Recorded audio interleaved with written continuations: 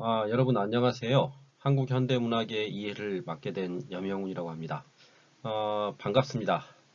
이렇게 원래 저희가 면대면으로 수업을 진행해야 되는데 시국이 시국인지라 지금 코로나 사태로 인해 가지고 이렇게 여러분들과 면대면으로 직접 대화를 하지 못하고 이렇게 영상으로 찾아뵙게 돼서 대단히 송구합니다. 그리고 제가 이제 집에서 이것을 녹화하다 보니까 녹화 상태가 조금 고르지 못하거나 제 얼굴이 좀 이상하게 나오더라도 그 점은 양해를 해주시기 바랍니다.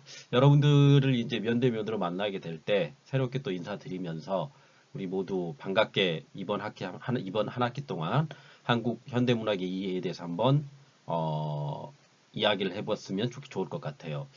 이 여러분들의 강의를 이제 어떻게 할 것인지 이번 시간에 이제 1강이잖아요. 1강이기 때문에 강의 계획서 소개 및 한국 문학의 영역 첫 시간으로서 도대체 한국 문학이라는 게 무엇이고 그 범주를 어디까지 설정해야 되고 그러면 또 전체적으로 한국 현대 문학이라는 게 어떻게 흘러왔는지에 대해서 간단히 좀 이야기를 해보려고 합니다.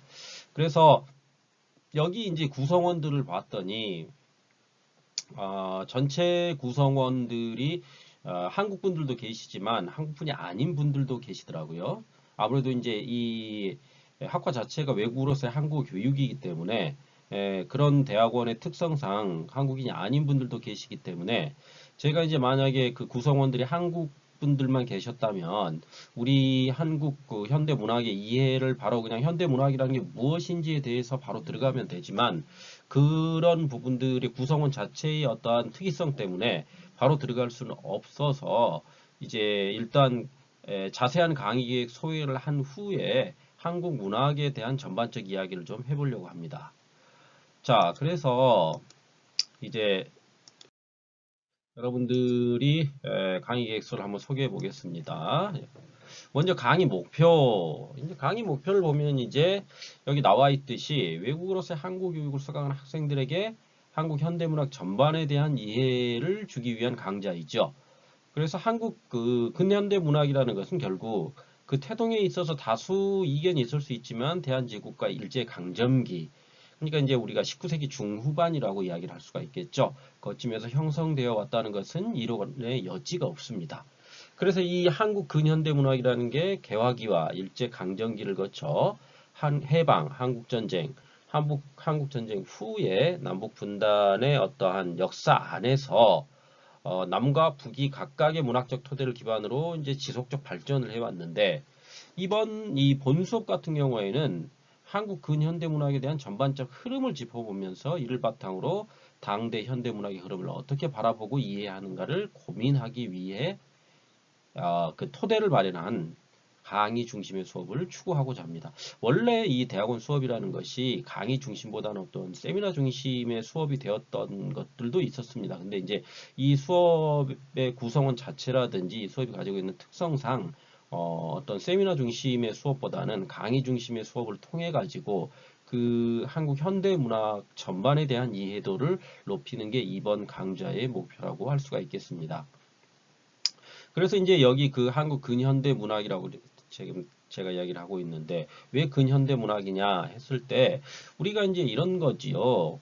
현대 문학의 이해라고 되어 있지만 실질적으로 이 근대와 현대라는 것의 구분이라는 것 자체가 모호하지요. 여러분들도 뭐 잘 알고 계시겠지만 이 우리 한국에서만 쓰고 있는 용어일 수도 있겠지만 근대와 현대는 거의 외국에선 동일한 의미로 이야기를 하고 있는 경우가 많죠. 그래서 우리나라도 역시 뭐 이제 근대냐 현대냐 이렇게 했을 때 근대와 현대를 명확하게 가를 수 있는 그 구분점이 실질적으로 뭐 여러분들이 한번 생각해 보십시오. 현대 문학이라는 게 그럼 도대체 무엇이 언제부터일까? 그럼 근대 문학이라는 건 또 무엇일까? 그건 또 언제부터지? 라고 어떠한 그 연도별 혹은 역사적 시기 안에서의 구분을 하게 된다면 그 구분 자체가 모호해지는 것도 사실입니다. 그래서 이제 그 모두를 통틀어서 이제 근현대 문학이라고 할 수 있는데 아무래도 이 과목 자체가 가지고 있는 특성이 한국 현대문학 전반에 대한 이해도를 높인 거기 때문에 한국 근현대문학이라고 하지 않고 현대문학의 이해로서 근대문학을 아우르는 그러한 강의 중심의 수업이 되도록 하겠습니다. 자, 그렇다면 강의 계획서, 구체적인 강의 계획을 좀 살펴보도록 할게요. 그래서 먼저 1주차에는 한국 현대문학 전반에 대한 이해를 좀 높이고자 합니다. 그래서 한국 현대문학 전반에 대한 이해를 위해서 총론의 형식으로 한국 근현대문학의 태동과 큰 사건들을 중심으로 한 학기 동안 공부할 내용 전반에 대한 거시적 접근의 강의를 통해 이해도를 높이고자 한다. 이게 이제 제가 강의 계획으로서 세워놓은 건데요. 뭐 굉장히 거창하죠. 굉장히 거창하지만 뭐 별다른 건 없습니다. 여러분 뭐 여기 나와 있듯이 어떤 한국의 근현대 문학이라는 게 무엇인지 그리고 어떻게 생겨난 것인지에 대한 전반적 이야기를 총론 형태로 하게 될 겁니다. 총론 형태로 하게 될 거기 때문에 그 이후에 이제 어떠한 강론 형태로 이 한국 현대문학 전반에 대한 아주 구체적인 이야기를 하게 될 거고요. 오늘은 총론 형태로 한국 그 현대문학이라는 것이 만들어지기까지의 과정을 아주 압축해가지고 핵심적 내용들만을 살펴보면서 어떠어떠하다는 것을 좀 어떤 면으로 보면은 포괄적 접근을 통해서 여러분들에게 소개를 해줄 겁니다. 뭐 여기 한국 분들이 이제 많이 계시지만은 한국 분들은 아무래도 이제 뭐 대학 4년 동안 배워왔던 아니면은 초중고를 거치면서 배워왔던 한국 현대 문학에 대한 여러 뭐 이를테면 문학 장르로서 혹은 평론으로서 혹은 뭐 수필이라든지 이런 각각의 장르로서 문학에 대한 전반적 학습들을 많이 해왔을 겁니다. 그리고 대학 4년을 거치면서 그 안에서도 역시 어떤 구체적인 것들, 그다음에 구체화되어 있는 내용들로 여러분들이 한국 현대문학 전반에 대한 수업을 들어왔던 게 사실이죠. 그렇다면 이 대학원 수업이라는 것이 그러면 다른 그 여타의 그 학부 때 수업과 어떤 차별점을 가질 것이냐 이 문제가 생기거든요. 그것은 아무래도 이제 그 과거의 어떤 수업이 총론 형태로서 아무 이제 강론으로 들어갔다 간다고 하더라도 어떠한 전반적인 현대문학 안에서의 흐름을 읽어내는 그런 수업이 되었다면 이번 그 대학원 수업은 아무래도 그거보다는 좀 더 상세하고 혹은 작가론적 측면이라든지 좀 더 제가 그러니까 이번 이 수업을 기획을 하면서 계획을 세우면서 그런 부분들을 좀 더 그러니까 강론인데 강론 안에서도 어떤 쟁점을 가지고 그 쟁점들을 통해서 작가를 바라본다든지 아니면 혹은 시대를 어떻게 바라볼 것인지에 대한 이야기를 같이 해보려고 합니다. 그러니까 이제 제가 강의 중심 수업이 되다 보니까 물론 제가 어떠한 강의 위주의 이야기들을 할 수 있겠지만 더불어서 강론 형태로서 이 어떠한 문제가 던져졌을 때 그 문제들에 대해서 여러분들이 가지고 있는 생각들은 어떠한지 뭐 토론과 토의 과정이 분명히 들어갈 겁니다. 그건 각 시간마다 들어갈 수도 있는 거고요. 하고 몇 주에 한 번씩 정도 들어갈 수도 있는 겁니다. 이거는 이제 여러분들과 직접 만나가지고 여러분들의 어떤 수업 반응 정도라든지 쌍방의 커뮤니케이션을 통해 가지고 그 안에서 어떤 식으로 수업이 진행될지는 결정하는 것으로 하도록 하겠습니다. 다만 이제 이 수업 자체가 여러분들이 어떠한 한국의 현대문학 전반에 대한 이해도를 높이기 위한 거기 때문에 거기에 포커스가 맞춰지리라는 것은 뭐 당연한 것이겠죠. 그래서 이제 2주차에는 개화기와 한국 근대문학의 태동에 대해서 살펴볼 겁니다. 이제 신소설 위주로 살펴보게 될 건데요. 그래서 개화기의 신소설의 어떤 성향이라든지 시대적 배경, 주제 혹은 작품들을 통해서 신소설 전반에 대한 이해도를 높일 겁니다. 이 신소설이라는 게 여러분들은 뭐 잘 알고 계시겠지만 근데 이제 여기 지금 보면 1주차에는 권영민저 한국 현대문학의 이해, 태학사 이렇게 되어 있고요. 이 2주차에 보면 김윤식저 한국 현대문학사, 서울대 출판 뭐 이런 식으로 책이 달라지고 있죠. 그렇기 때문에 이번 학기에 주 강의 교재는 제가 주로 이제 그 가지고 있는 여기서 지금 이제 추후에 교재 소개를 다시 한번 해드릴 겁니다만 그 교재가 한 4~5권 정도 될 겁니다. 그런데 그거를 여러분들이 모두 구입하기가 어렵기 때문에 제가 이제 그 내용을 정리하는 형태로 여러분들에게 어떠한 유인물이라든지 이런 것들을 제공을 하는 형식의 수업 진행이 될 겁니다. 그래서 이제 제가 여기 매주 어떠한 그 주 교재로서 쓰이고 있는 책들의 핵심 내용들을 정리를 해 오든지 혹은 아니면 그 부분들을 복사를 해가지고 전체 학생들이 같이 보면서 그 내용들을 이해할 수 있는 형태로 제가 교재를 제공하고자 합니다. 그래서 여러분들은 어떤 그 교재에 대한 부담감은 조금 덜으셔도 된다고 생각을 합니다. 그래서 이제 이 개화기 한국 문학의 태동에 대해서 살펴보면서 왜 신소설을 제가 다루려고 했냐면 아무래도 신소설이라는 것이 위치하고 있는 것이 참 애매하지요. 어떤 현대문학이라고 하기도 뭐하고 그러니까 우리나라에서는 어떤 과도기적 형태의 문학이라고 볼 수가 있죠. 그래서 여러분들이 배웠던 어떤 신소설이라는 것들도 어떤 근대 소설로서의 명확한 위치를 점하고 있다기보다는 과도기적 형태의 소설로서 이해가 되어 있다고 저도 생각을 합니다. 그래서 그런 부분들을 여러분들이 잘 이해하고 받아들이시면 될 거라고 봅니다. 그래서 이 2주차에는 이 신소설을 중심으로 해가지고 그 신소설과 관련된 여러 이야기들을 여러분들과 좀 이야기해 볼 겁니다. 자, 그 다음 3주차에는 한일 합방과 한국 근대문학 작가들의 행태에 대해서 살펴볼 겁니다. 그래서 여기 지금 보면 이광수, 김동인, 심훈 이렇게 되어 있는데 아무래도 이제 한국 근대 소설의 중요 작가인 이광수, 김동인, 심훈의 어떤 작품 세계. 그러니까 우리가 이제 근데 이런 것은 있지요. 심훈의 경우는 우리가 소설 상록수로 잘 알고 있죠. 그렇지만은 심훈이 또 한편으로 뭡니까? 그날이 오면과 같은 시인으로도 또 자리매김하고 있기도 합니다. 그래서 이 시문이란 작가는 대단히 흥미로운 작가임에는 분명하지요. 그래서 시문의 그날이 오면 같은 시는 어떤 저항시로서 그 시문이라는 작가를 저항시인으로 자리매김하게끔 만들어주는 측면도 있습니다.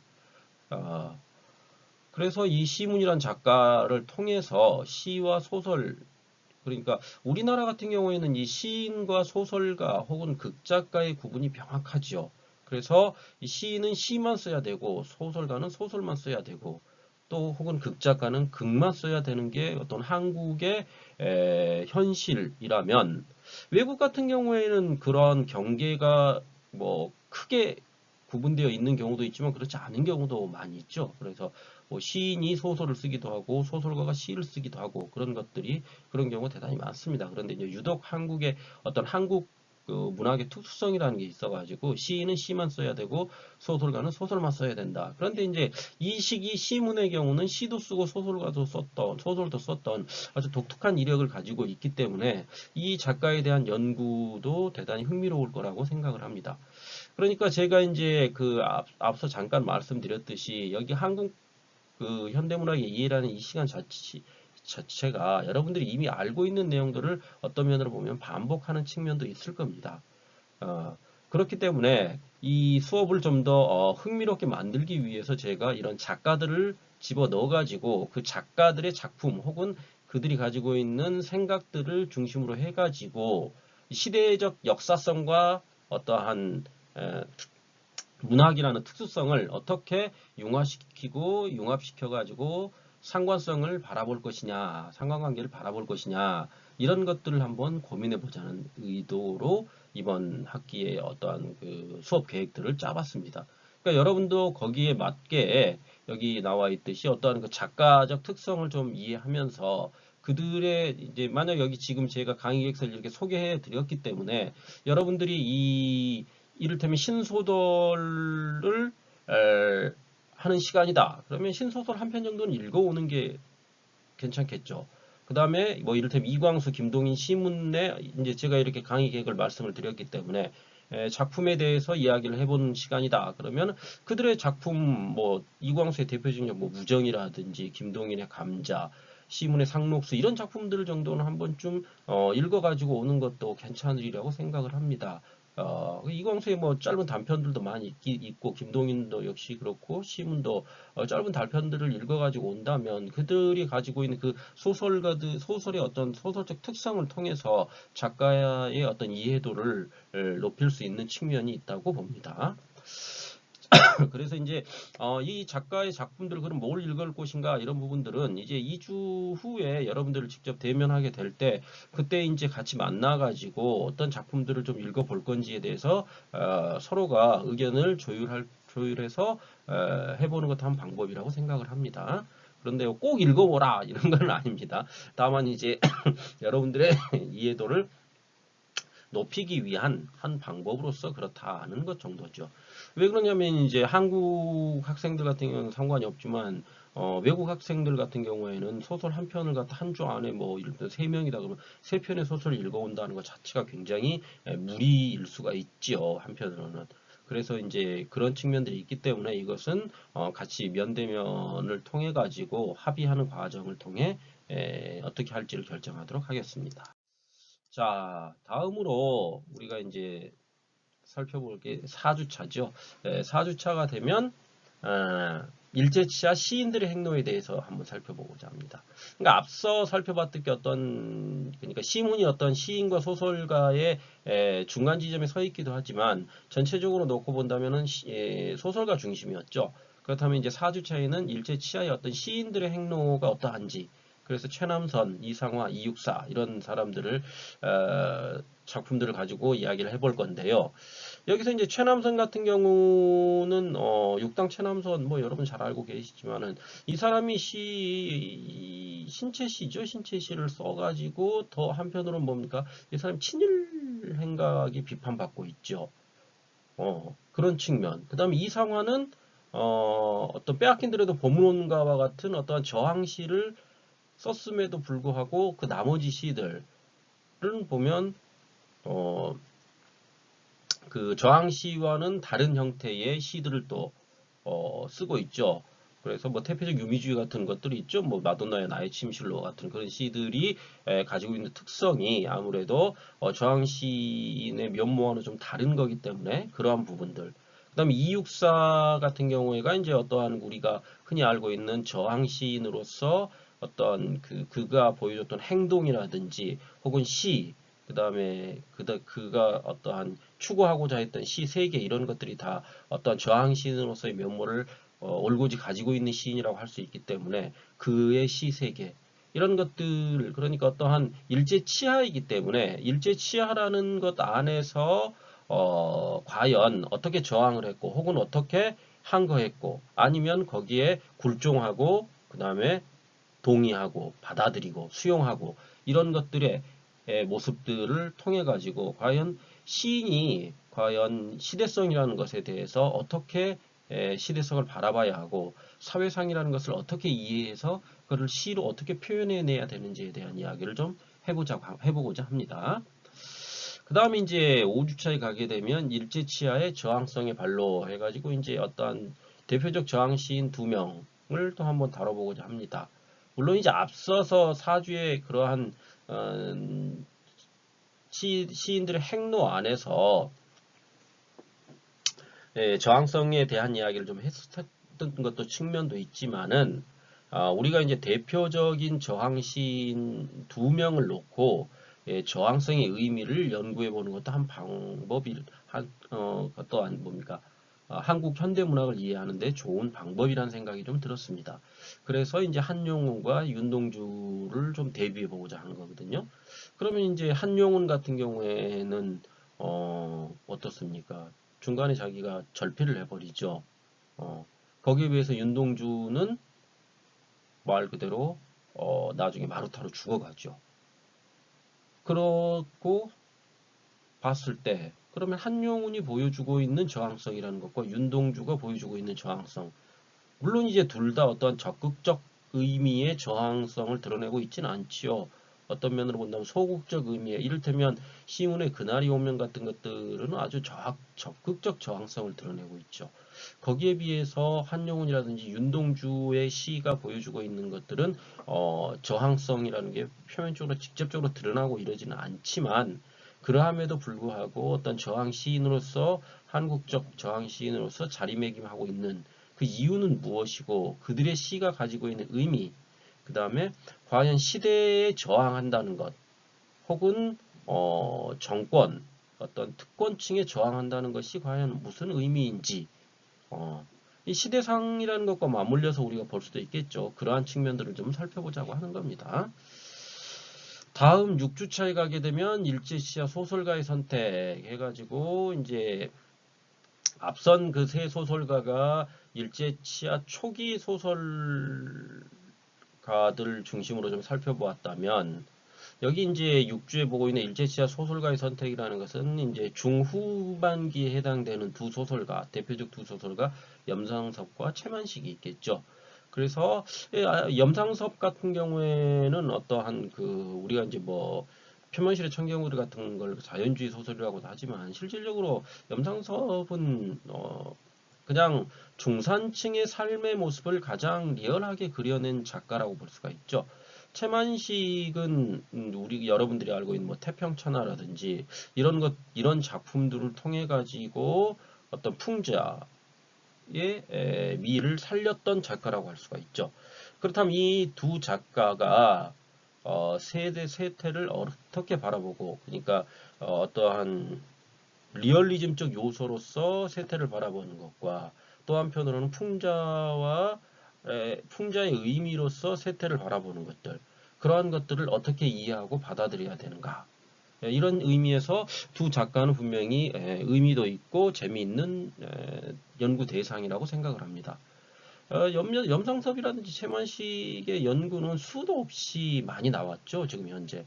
그러함에도 불구하고 지금도 끊임없이 연구되어지는 두 작가이기도 합니다. 그것은 아무래도 이제 그들 작가의 작품이 가지고 있는 독특함도 있을 것이고, 또한 그들의 작품이라는 것이 여러 방면에서 연구를 할 수 있게끔 만들어주는 다양한 시각을 가능하게 만드는 깊이, 이런 것들이 있기 때문일 거도 합니다. 그래서 이런 부분들을 좀 한번 작가론 중심으로 해가지고 살펴보자. 이게 6주차의 핵심이죠. 그렇기 때문에 제가 보면 여기 어떤 책을 넣어놓는 게 아니라 작가론 중심으로 학위 논문을 살펴본다든지 혹은 최근에 어떠한 잡지의 논문들을 가지고 와가지고 이들을 어떻게 바라보고 있는지에 대해서 좀 한번 우리가 살펴보게 될 겁니다. 아시겠죠? 다음 7주차에는 일제가 남긴 것들 해가지고 숙명과 저항 이렇게 되어 있는데, 지금까지 어떤 수업을 통해서 이해한 일제 치하, 시대상과 문학의 관계성, 작가의 행태에 관한 전반적인 관계를 다시 한번 이제 되짚어보고 학생 여러분들의 의견을 청취해서 들어보려고 합니다. 이제 물론 이제 이 시간은 발표 수업이 병행될 수도 있습니다. 이제 이거는 추후에 여러분들이 어떤 이해도라든지 혹은 상황을 어떻게 수업에 어떻게 임하고 있고 그것을 통해서 어떤 식으로 여러분들이 받아들이는지를 보고 발표 수업을 어떤 식으로 진행할지에 대해서도 제가 알려드릴 겁니다. 그러니까 근데 이제 너무 뭐 모든 학생들이 다 발표 수업을 할 수는 없겠죠. 그래서 아마 제출은 모두가 하더라도 발표는 한두 분 정도 할 수도 있는 것이고, 혹은 수업 시간 안에 모두 돌아가면서 간단간단하게 어떠한 자기가 선정한 작가들의 연구했던 그 과정이라든지 그걸 통해 자기가 느끼게 된 것들 혹은 그러한 것들을 통해서 하나의 소논문으로서의 의미를 과연 지닐 수 있는지, 이러한 것들에 대한 전반적 이야기를 좀 해보려고 합니다. 다음으로 이제 저희가 8주차에 가게 되면 해방공간으로 넘어갈 겁니다. 그래서 해방공간 안에서의 한국 현대문학의 선택에 해서 해방 후에 남북한 문단의 상황을 이해하고 이 시기 작품들을 통해서 해방공간이 갖는 문학사적 의미를 살펴보고자 합니다. 그래서 이 해방공간이라는 게 물론 이제 해방공간이라는 말 자체를 김민식 선생이 만들어낸 측면도 있지만은 이 해방이라는 시기 자체가 이제 일제가 물러가고 새로운 어떠한 시대가 도래하게 되면서 많은 문학가들이 새로운 시대에 어떻게 대응해야 되는지를 놓고 치열한 고민을 하게 됩니다. 그런데 이제 실질적으로 이 시기에 문학 작품이 그렇게 많이 막 나오기도 했지만 뭐 뛰어난 문학 작품이 나오고 이러지는 못했죠. 이 시기에 문학 작품이라는 것들이. 그랬던 건 아무래도 시대적 혼란이 있었죠. 시대적 혼란. 그리고 이제 남한 같은 경우에 어떠한 대한민국이라는 정부가 수립되면서 그 과정 안에서 굉장히 혼란스러운 상황들이 있었죠. 그리고 그것을 어떻게 작가들이 바라보고 있는지 작품으로 발표해내기도 했습니다. 그런데 이제 아무래도 이 작가의 작품이라는 것은 이런 거죠. 시는 좀 모르겠지만 소설 같은 경우에는 자신이 가지고 있는 생각들을 내면화 해가지고 그것이 어느 정도 묵혀진 후에 시간이 좀 흘러간 후에 그 시대를 바라보면서 그거에 대한 이야기들을 해 놓아야 되는데 이 해방 공간이라는 게 갑작스럽게 닥치다 보니까 그거에 대한 준비나 대비가 잘 안 돼 있었죠. 그러다 보니까 이제 어떤 문학가들과 어떤 정치가들의 그러니까 문학가 안에서도 정치적 색채를 가지고 있었던 문학가들이 어떠한 단체들을 여러 개 만들게 되고 그 단체 안에서 어떤 남북 이데올로기라는 게 서로 대립하게 되고 그 남북 이데올로기의 대립이라는 것이 가져온 여러 혼란상들이 시대상과 맞물리면서 굉장한 혼란을 겪게 되는 거죠. 그러한 측면들을 한번 이야기해보고자 하는 겁니다. 다음 이제 9주차에는 한국 전쟁의 잔상 이렇게 되어 있는데 이제 실존주의 작가들이죠. 이런 해방 공간 안에서 이제 해방이 되어가지고 무언가를 한국 문단 자체에서도 만들어 나가려고 노력을 했었는데 갑자기 또 뭐가 터져버립니까? 그렇죠. 45년, 5년 후에 한국 전쟁이 터져버리죠.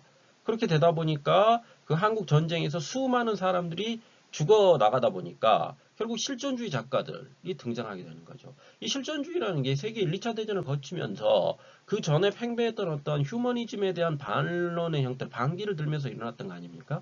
실존, 도대체 인간이 실제로 존재한다는 것 자체가 무엇냐에 대한 이야기를 물어보게 된다는 거죠. 그래서 이제 그 한국 전쟁 이후에 뭐 실존주의 작가들의 대표적인 뭐 손태섭이라든지 이런 사람들, 잉여인간 이런 것들이죠. 이런 것들의 작품들이 나오고 그러면서 그들이 이야기하고 있는 바가 도대체 뭐냐. 그러니까 작품 자체도 굉장히 어려워지죠. 그래서 이제 이 여러분들이 그 작품들을 읽어나가면서 실존주의 작가들의 작품들을 읽게 되면 정말 재미도 없고 도대체 무슨 얘기를 하려고 하는지도 모르겠고 그럴 수도 있는 작품들이 많습니다. 요한 시집 무지 어렵지 않습니까? 정용하게. 그런 것들이 어떤 근데 뭐 정용학 요한 시집이라는 건 앞에 그 토끼 나오는 부분 그 자체가 그냥 실존주의를 소설로 만들어 버리는 것이기 때문에 그걸 실존주의를 제대로 이해하지 못하면 도대체 토끼가 눈먼 얘기가 뭘 의미하는지를 이해하지 못할 수가 있는 거죠. 그래서 그런 부분들에 대한 이야기를 좀 해보고자 합니다. 다음으로 이제 10주차에는 군부 독재에 대한 저항이 있죠. 그래서 이제 대표적 두 시인 신동엽과 김수영이 있죠. 그래서 이 둘을 사회 참여 시인이라고 부르게 되죠. 독특하게 이제 사회 참여 시인. 그러니까 일제 시대 때가 어떤 저항 시인의 성격을 가지고 있었다면 이때는 이제 사회 참여 시인이라고 그래가지고 사회 참여적 요소를 가지고 있는 시들이 나오게 된다는 거죠. 그러니까 뭐 저항 시인하고는 조금 의미가 조금 다르다고 볼 수가 있는 거죠. 물론 이제 그들이 어떠한 독재 정권에 저항하는 측면은 분명히 있을 겁니다. 그런데 이제 그러한 부분들이 사회 참여라는 의미와 어떻게 맞물려 있는지에 대해서 한번 살펴보는 것도 즐거운 작업이라고 생각을 합니다. 그래서 신동엽과 김수영이라는 대표적 두 사회 참여 시인들의 시 세계를 바탕으로 해서 사회와 문학의 관계에 대해서 좀 살펴보고자 합니다. 다음 11주차에는 군부 독재에 맞서는 방식 해가지고 황석영과 김승호. 이거 이제 앞서 어떠한 사회 참여 시인들의 시를 살펴봤다면 여기는 이제 또 다른 소설로서 군부 독재에 맞서는 것들이죠. 그랬을 때 군부독재 치하 아래서 황석영은 대표적인 어떤 리얼리즘 작가죠. 대표적인 군부독재 저항했던 리얼리즘 작가로서 그의 소설들이 가지고 있는 위치가 있을 것이고 거기에 비해서 김승옥은 어떠한 저항적인 측면보다는 그 시대를 그냥 올바르게 바라보려고 하는 그 모습들을 그러니까 시대에 맞서는 또 다른 한 방식이죠. 김승옥의 어떠한 소설 쓰기 방법이라는 것은. 그러니까 꼭 저항을 한다 이런 거기보다는 그 시대를 어떻게 바라보고 소시민으로서 어떻게 살아가야 되는지에 대한 고민을 갖다가 소설 안에 담아내고 있죠. 그래서 이러한 부분들을 좀 살펴보면서 문학가의 사명이라는 게 도대체 무엇인지에 대해서 좀 이야기를 해보고자 합니다. 그걸 11주차에 살펴보게 될 겁니다.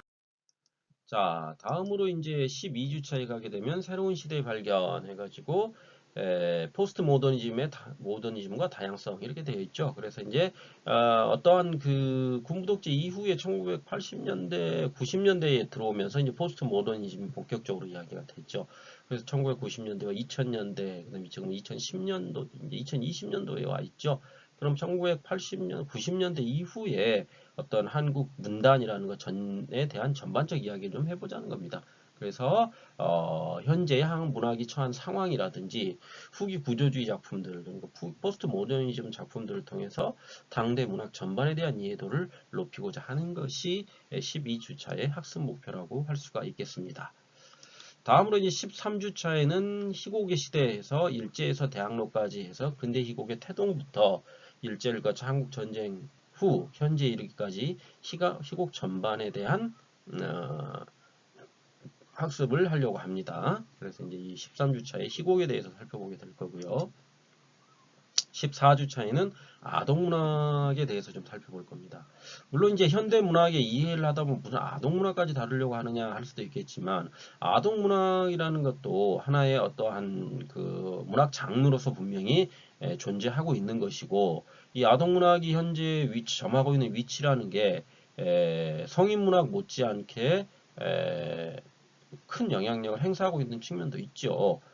그렇기 때문에 그러한 부분들에 대한 이야기를 좀 해보려고 합니다. 그래서 방정환과 이원서라는 두 아동문학 작가의 작품들을 통해서 아동문학 그 방향에 대한 이야기를 좀 해보려고 합니다. 아무래도 현대문학 전반에 대한 이야기를 해보려고 하기 때문에 아동문학까지 다루게 되는 겁니다. 다음 이제 15주차에는 비평의 활로 해가지고 인상 비평에서 후기 구조주의까지. 그래서 근데 비평의 어떤 태동이라고 할 수 있는 인상 비평에서부터 현대 비평에 이르기까지 비평 전반에 대한 학습을 통해 비평이라는 것이 무엇이고 현대문학 안에서 비평이 점하고 있는 위치가 무엇인지에 대해서 좀 논해 보려고 하는 겁니다. 그래서 이 시간을 통해서 비평 전반에 대한 학습의 이해도를 높이는 것이 이 주의 목표라고 할 수가 있겠습니다. 다음 이제 마지막 16주차 이제 기말고사를 보게 되겠죠. 근데 이제 여기 보시면 아시겠지만 이 총 15주까지의 강의 계획 안에 중간고사가 따로 있질 않습니다. 그래서 제 생각엔 그냥 기말고사만 보려고 생각을 하고 있고요. 중간고사는 뭐 대체 레포트를 하든지 아니면 여러분들의 발표문으로 대체를 할 수도 있는 거고요. 그것은 향후에 여러분들과 한번 이야기를 해보면서 어떻게 할지 결정하도록 하겠습니다. 자, 이상에서와 같이 좀 16주차에 여러분들과 함께 강의할 내용들을 좀 이제 구체적으로 좀 살펴봤습니다. 그래서 이제 여러분들이 이 강의 계획서를 보시고 어떤 식으로 한 학기가 진행되는구나 하면서 전반적 이해를 했으면 좋을 것 같습니다. 다음으로 이제 평가 방법에 대해서 좀 말씀을 드리겠습니다. 평가 방법은 기말고사 40%, 과제 점수 30, 토론 점수 20, 출결 점수 10 이렇게 생각을 하고 있습니다.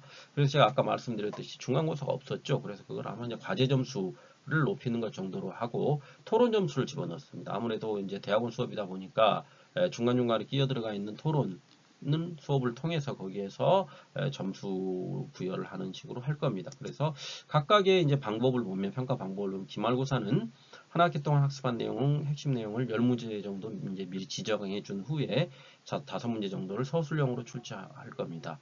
이제 물론 이게 10문제가 될 수도 있고 조금 문제를 줄이고 출제 문항도 조금 줄일 수도 있는 거죠. 아무래도 이제 대학원 수업이다 보니까. 다음으로 두 번째 이제 과제 평가 방법은 한 학기 동안 한 명의 작가를 선택해서 그 작가의 작품론이나 작가론을 소논문 형식으로 작성하여 발표 후 제출한다. 이렇게 되어 있죠.